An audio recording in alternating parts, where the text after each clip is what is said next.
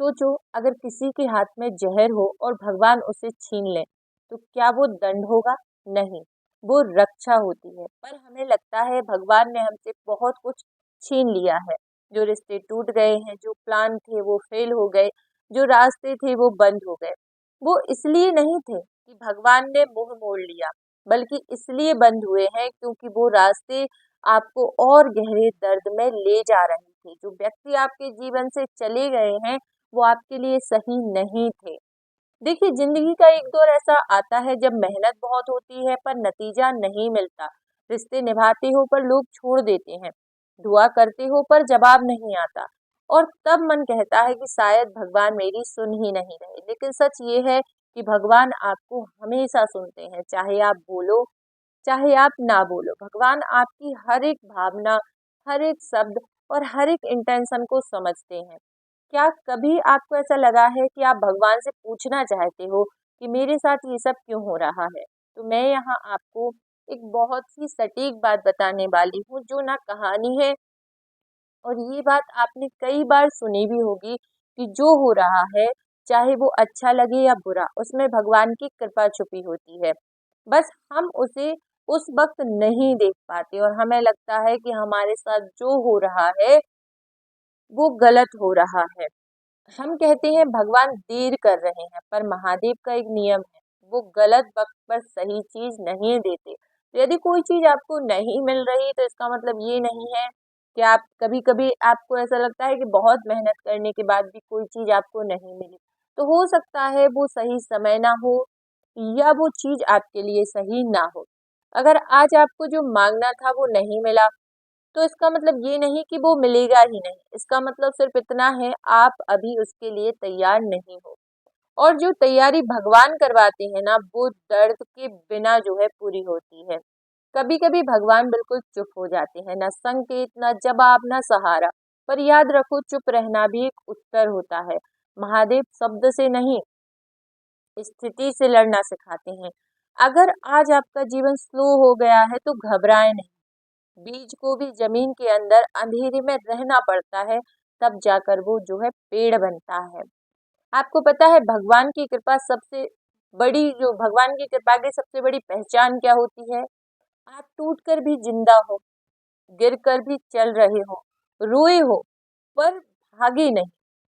अगर आज भी आप भगवान का नाम ले पा रहे हो, तो समझ लो कि भगवान की जो है कृपा का ही काम चल रहा है।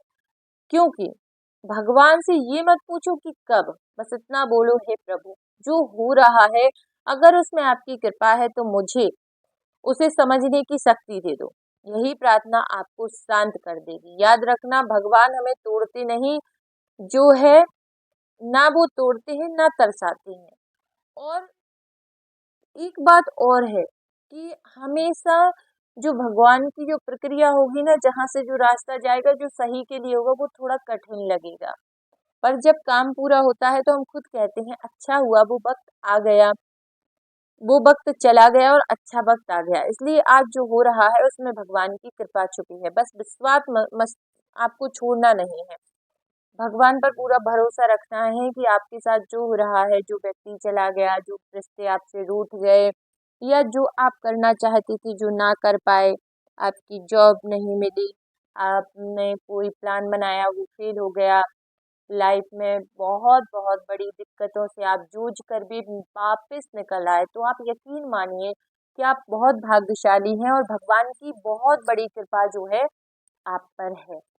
आई होप कि आप यह बात समझ पाएँ और अपने जीवन को बेहतरीन बनाने का प्रयास कर पाएँ।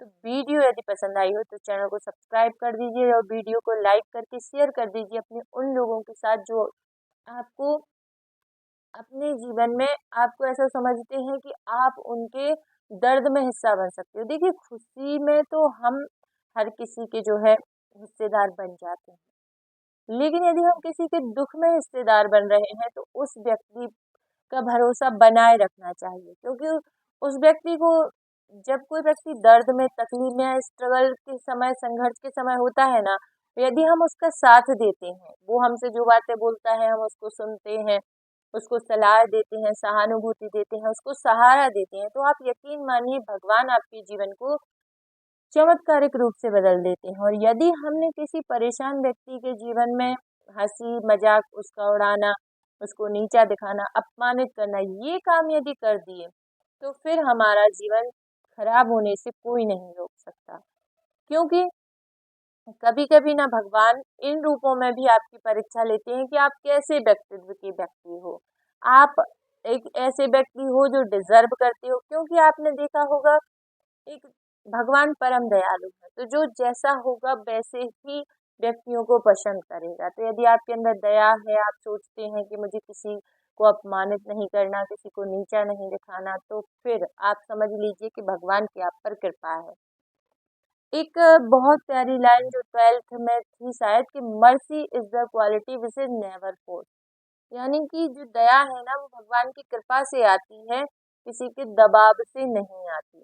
तो यदि आप दयालु हृदय है तो आप समझ लीजिए कि भगवान की कृपा आप पर है। आई होप यह वीडियो आपके जीवन में बेहतरीन परिणाम लेकर आए और आपका जीवन जो है बेहतरीन तरीके से बदल जाए। खुश रहिए, मस्त रहिए, स्वस्थ रहिए, अपना अपनों का ध्यान रखिए और कमेंट में लिख दीजिए हर हर महादेव।